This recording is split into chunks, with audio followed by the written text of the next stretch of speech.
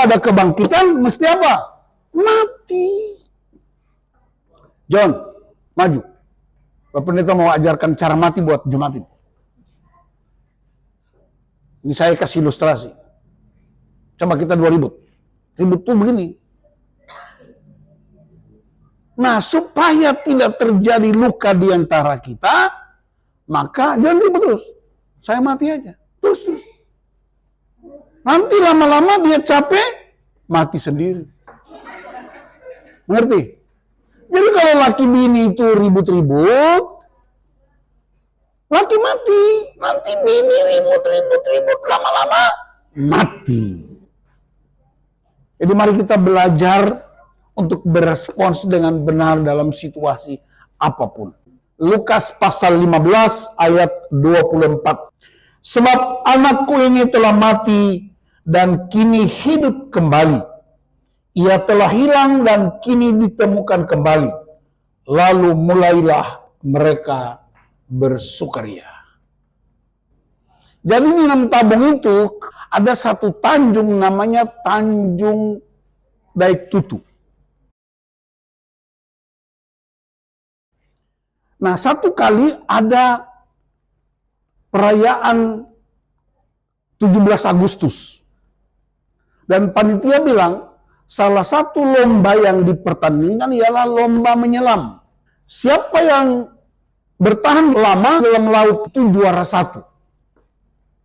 Lalu seleksi tinggal 3 kategori.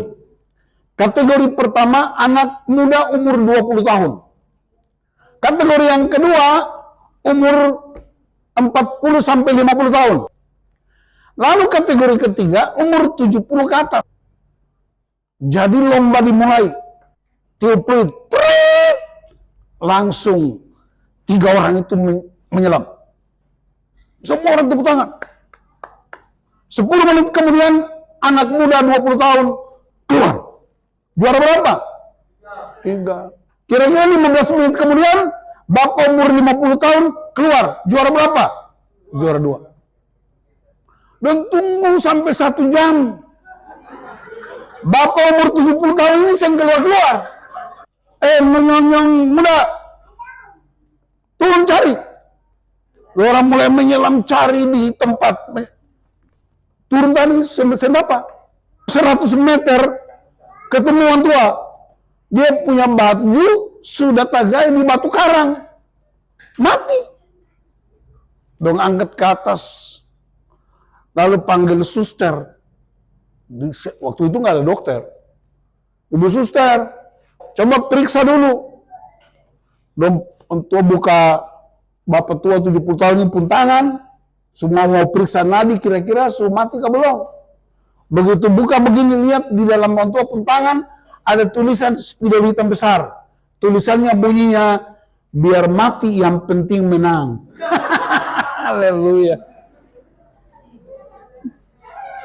Biar mati yang penting menang. Ternyata kekristenan yang benar, yang sejati, tidak peduli asal-usul. Orang mesti mati. Kalau mau ada kebangkitan, mesti apa? Mati. Dan saya mau ajarkan cara mati. Mau tahu nggak cara mati? John, maju. Bapak Pendeta mau ajarkan cara mati buat jemaat ini. Ini saya kasih ilustrasi. Tapi seringkali terjadi keributan. Coba kita dua ribut. Ribut tuh begini. Nah, supaya tidak terjadi luka di antara kita, maka jangan ribut terus. Saya mati aja. Terus. Nanti lama-lama dia capek, mati sendiri. Mengerti? Jadi kalau laki bini itu ribut-ribut, laki mati. Nanti bini ribut, lama-lama mati. Coba bilang sama orang sebelah, belum mati lagi. Kalau suami ribut-ribut, istri mati. Nanti suami juga lama-lama capek dan mati. Kalau adik kakak ribut-ribut, kakak diam. Nanti ada ribut-ribut lama-lama ada mati sendiri. Ini yang disebut respons yang benar. Bilang amin. Kenapa terjadi keributan dalam gereja, dalam masyarakat? Karena nggak ada yang mau mati. Orang yang tidak mau mati itu orang yang egois. Yang mau menang sendiri. Yang merasa paling benar. Mama mati. Bapak mati. Pelajaran penting supaya kita belajar memiliki karakter yang benar. Saya ini orang Tanimbar asli. Bapak larat, mama Namtabung. Lahir di Eliasa.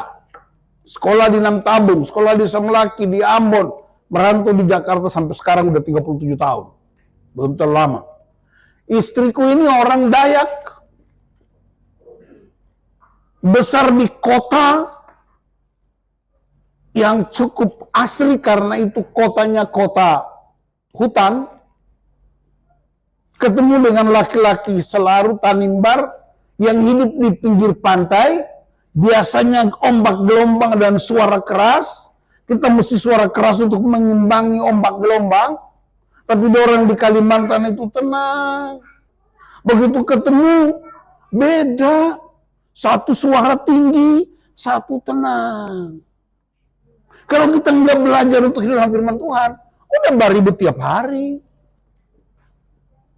Jadi mari kita belajar untuk berespons dengan benar dalam situasi apapun. Lukas 15 ayat 24. Sebab anakku ini telah mati. Katakan, telah mati. Dan kini hidup kembali. Ia telah hilang. Dan kini ditemukan kembali. Lalu mulailah mereka bersukaria. Ini kisah tentang dua anak. Anak yang bungsu ini, dia minta harta orang tuanya, lalu dia pergi merantau. Tapi dalam perantauan dia habiskan semua harta yang dia miliki. Habis semua. Main judi, hidup sembarangan, pemabok. Perhatikan, ketika semua habis, apa yang terjadi? Tidak punya apa-apa lagi. Uang habis, makanan habis, semuanya habis. Lalu dia bekerja di sebuah peternakan babi. Bekerja di peternakan babi adalah pekerjaan paling hina dari semua pekerjaan. Saat itu dia lapar. Tidak ada yang kasih makan. Lalu dia minta makan makanan babi. Itu kan ampas-ampas. Berarti apa? Hampir sama dengan babi. Bosnya larang, tidak boleh makan. Itu jatah babi-babi. Berarti dia lebih rendah dari babi. Perhatikan anak orang kaya, hidup mewah, ingin ambil hartanya, tinggalkan keluarganya, pergi merantau, habis semuanya, dan hampir sama dengan babi. Saat itulah dia mulai sadar. Katakan sadar. Bilang sadar. Coba korek orang sebelah. Sadar. Apa bentuk kesadarannya? Dia berlutut di dalam kandang babi. Dia berlutut, dia bilang begini, Bapa di sorga. Nah, biasa kalau orang sudah mulai bangkrut, baru mulai cari Tuhan. Uang sudah habis, baru mulai cari Tuhan. Bapa di sorga, aku telah berdosa kepada Engkau dan juga kepada Bapakku di rumah. Dia berdosa terhadap Bapa di sorga, tapi juga terhadap Bapaknya di rumah. Kenapa? Karena dia tinggalkan Bapaknya, tinggalkan keluarganya. Apakah itu menolong dia? Tidak menolong. Masih berlutut di kandang babi. Banyak orang berdoa berlutut. Sudah berdoa, Bapak aku berdosa, tapi masih di kandang babi. Bapakku berdosa, tapi masih menjudi. Bapakku berdosa, tapi masih mabok. Bapakku berdosa, tapi masih punya kebiasaan buruk. Mesti ada langkah berikutnya. Dia tinggalkan kandang babi. Bilang, kasih tinggal kandang babi. 1, 2, 3. Kandang babi itu tempat main judi, tempat pornografi, tempat mabuk-mabuk, hidup di luar komunitas. Jadi saudara perhatikan, dia berdoa, Tuhan aku berdosa. Tapi dia tetap di situ. Berapa banyak anak Tuhan yang rajin ke gereja berdoa. Pendeta bilang, minta ampun sama Tuhan. Dia minta ampun, Tuhan balik lagi kandang babi. Coba bilang sama orang sebelah, kandang babi itu bau busuk, kasih tahu. Kandang babi itu apa? Tempat judi, itu kandang babi. Kandang babi itu apa? Tempat pornografi. Kandang babi itu apa? Tempat mabok. Kandang babi itu apa? Tempat untuk keluarkan asap. Kita mesti kembali. Baru dia balik. Dia berjalan. Kan sudah bangkrut. Tidak punya apa-apa lagi. Pakaiannya compang-camping. Tidak dikenali. Karena apa? Kurus. Tidak punya makanan. Pakaiannya udah dijual semua. Mungkin tinggal celana pendek, sudah tarobe-tarobe. Baju sudah tarobe, dia berjalan, sudah compang-camping. Tapi hebatnya satu. Dari jauh, bapaknya mengenal dia. Haleluya. Dia yang paling utama. Sekalipun hidupnya udah hancur. Sekalipun hidupnya udah kacau. Dia tidak punya apa-apa lagi.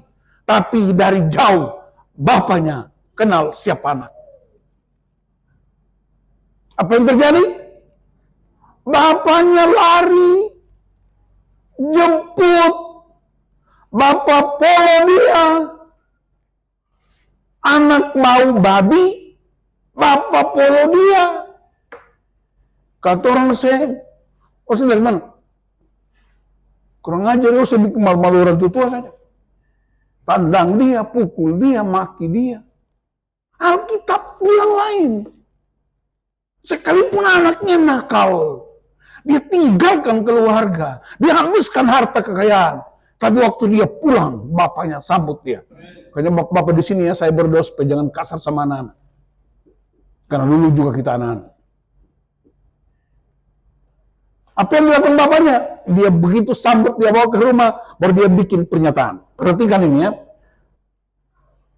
Jadi waktu anak itu pulang dengan kebangkrutan, hilang semuanya, bapaknya suruh potong lembu yang tambun. Lembu tambun itu, kalau dikonversikan, itu 7 ekor babi. Potong lembu yang paling tambun. Pesta. Kotoran di Tanimbar, beda. Di Selaru beda. Di Jabodetabek beda. Anak-anak nakal, ketemu pukul do babak belur. Ketemu maki dorang. Kalau perlu usir dari rumah. Tapi Alkitab bilang, Bapak bikin pesta. Haleluya. Ayat sebelumnya dia bilang apa? Kasih sepatu buat dia. Hei, mana ada budak pakai sepatu? Ini anakku yang pulang dengan kebangkrutan, Papa kasih sepatu. Sepatu menunjukkan kamu bukan budak, kamu anakku. Yang kedua dia kasih apa? Kasih cincin. Budak tidak pakai cincin. Hanya anak perjanjian ahli waris yang pakai cincin. Kasih jubah yang paling besar. Budak tidak pakai jubah. Hanya anak kemuliaan yang dikasih jubah. Jadi ada 4 hal yang bapaknya bikin. Yang pertama, kasih sepatu. Yang kedua, kasih cincin. Yang ketiga, kasih jubah. Yang keempat, pesta. Karena bapak itu bilang ini. Beta puana su mati, tapi dia hidup kembali. Beta puana hilang, tapi dia ditemukan kembali. Bukankah itu yang Yesus lakukan buat kita, anak-anak Tuhan? Saya berdoa supaya IKBN, Ikatan Keluarga Besar Lemtabung, yang ada di Jabodetabek, dengar kebenaran ini. Anak-anak kita adalah ahli waris kerajaan sorga di bumi. Mereka punya masa depan yang gilang gemilang. Mereka bisa gagal, mereka bisa salah. Seperti kita juga sering gagal, bukan? Kita juga sering salah, bukan? Tapi Bapa di sorga tidak pernah menolak kita. Bahkan Bapa di sorga tidak kasih sepatu, dia tidak kasih jubah panjang, dia tidak kasih cincin, dia tidak kasih potong lembu, tapi dia kasih nyawanya sendiri di atas kayu salib untuk memulihkan keadaan anak-anaknya.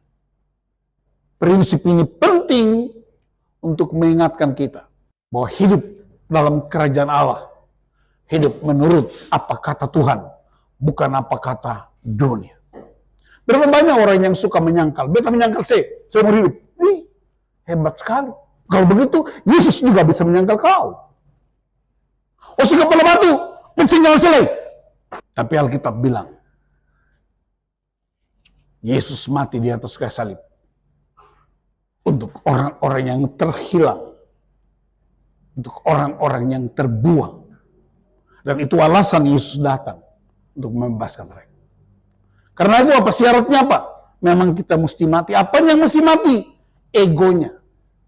Kesombongan kita mesti mati. Merasa hebat sendiri. Harus mati. Kenapa? Sebab dalam kematian ada kebangkitan. Kenapa banyak keributan rumah tangga? Suami istri nggak beres-beres. Orang tua anak nggak beres-beres. Anak-anak nggak beres-beres. Kenapa? Karena nggak ada yang mau mati. Semuanya hidup. Saya perhatikan suatu ketika ada sebuah peristiwa yang luar biasa. Ada dua perempuan, Marta dan Maria. Marta dan Maria itu saudara laki-laki namanya siapa? Lazarus. Lazarus sakit. Ini andalan. Nona dua ini, Maria dan Marta ini dong pengandalan. Saudara laki-laki namanya Lazarus. Sakit, dong kirim pesan ke Tuhan Yesus. Waktu itu saya nggak ada WA, saya nggak ada SMS. Guru yang engkau kasih sedang sakit. Lazarus dikasihi Tuhan Yesus. Dia dengar Lazarus sakit, tapi dia sedang mau datang.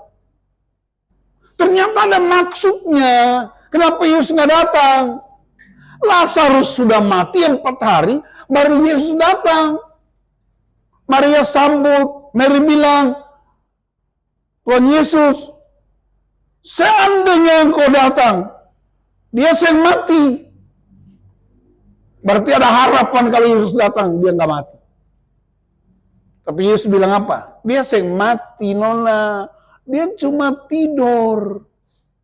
Orang nggak ngerti. Tidur bagaimana? Sumpah hari mau tidur bagaimana? Sukubur dia.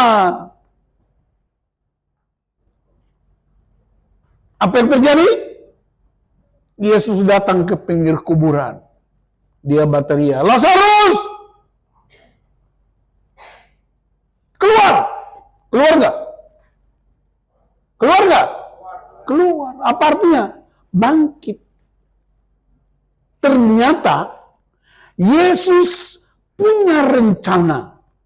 Dia akan bicara tentang prinsip kebangkitan hidup. Karena itu mesti ada alat peraganya. Maka dia izinkan saudara yang dikasihinya mati. Supaya orang ngerti. Hidup itu mesti ada sisinya. Mati dan bangkit. Dan ketika Yesus bicara kebangkitan. Ada buktinya. Apa bukti? Lazarus bangkit. Itulah alasan. Jadi kalau Yesus menunda permohonan kita. Bukan karena Yesus tidak mau dengar. Tapi ada maksud tertentu. Di balik semua doa-doa yang belum dijawab Tuhan, supaya kita semakin sungguh-sungguh berseru, semakin sungguh-sungguh mengharapkan kasih Tuhan, semakin sungguh-sungguh mencari Tuhan. Bilang amin. Jadi Yesus sengaja Lazarus mati, supaya ada apa? Supaya ada kebangkitan. Katakan amin. Kalau kita nggak mati, percayalah, tidak akan pernah terjadi perubahan apa-apa dalam rumah tangga kita. Mati apa? Egonya kita. Mati apa? Kesombongan kita. Mati apa? Keinginan daging kita. Jadi kalau bapak dong pulang, mama mulai marah-marah karena biasa setoran kurang lancar, bapak tenang aja. Istri mulai tenang. Ingat khotbah ini, mati sah. Mama seng tahan lai, dia ambil ulekan sambal, dia pukul sepung kepala, Bapak, topu dada. Berbahagialah pria yang dianiaya karena kebenaran, sebab mereka yang punya kerajaan Allah. Amin. Haleluya. Amin. Om Yaman. Amin. Om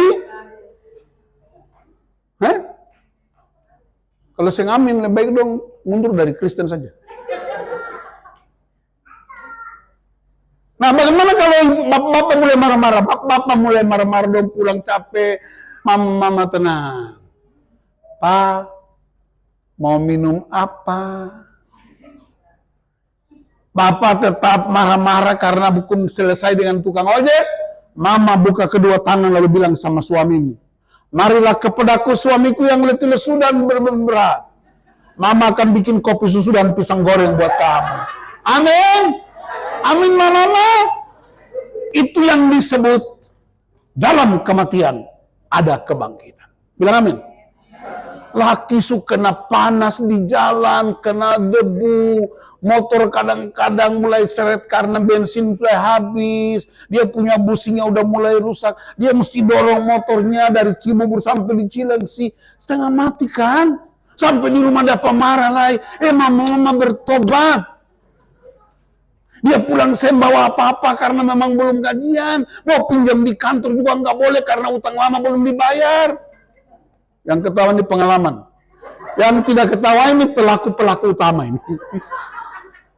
Jadi mama, ibu-ibu muda, ibu-ibu tua, jangan pikir pria-pria itu cuma pergi pencet terus keluar duitnya. Mereka bukan Elon Musk. Dia itu masih nama Betokin, Ron, Maliu, Sambono. Dan mereka nggak punya untuk tarik dari ATM. Mereka mesti keluarkan keringatnya. Dia dimarahi oleh kantor itu. Di kantor itu anak bosnya itu masih muda, tapi dia bos. Maka ibu jangan terlalu terlalu banyak. Suamimu bekerja untuk kehidupan rumah tanggamu, supaya anak-anaknya sekolah, supaya anak-anaknya nggak dipermalukan di sekolah. Dia mesti keluarkan, beli sepatunya, mesti siapkan uang kuliahnya, uang sekolahnya. Jadi kalau bapak-bapak pulang dan lihat mereka mulai loyo-loyo, tandanya belum gajian. Maka mama berlakulah seperti Yesus Kristus. Marilah kepadaku suamiku yang letih lesu dan berat. Mama sudah siapkan teh panas. Saya nggak ada gula, saya usah minum gula, nanti saya diabetes tinggi. Haleluya. Amin. Ini kayak dosen mengerti akan kah? Amin, mama. Tapi bapak ingat, kalau saya ini mulai cerewet-cerewet, itu tanda dompet sudah mulai kosong. Jadi cara menjawabnya isi dompet. Tapi saya nggak ada perisi. Sudah topu dia cium, dia pun kepala, dia bilang, mama, mengertilah, kata orang ini kan bukan Elon Musk, kata orang ini bukan Barack Obama, kita ini masih Fam Sambono, Betokin, Ureroan, Rom Roma, Orat Mangun, Malis Ngora, Loblobi, kita masih apa adanya. Tapi satu hal yang penting, tidak peduli kekayaanmu. Tuhan tidak tertarik dengan kekayaanmu. Tuhan tidak tertarik dengan kemiskinanmu. Tapi Tuhan tertarik dengan pribadimu sebagai anak yang dipulihkan. Bilang amin. Itu sebabnya dia sambut anak yang bungsu yang sudah bangkrut itu. Anakku telah mati tapi hidup kembali. Anakku telah hilang tapi dia ditemukan kembali. Mari kita bersuka cita. Amin.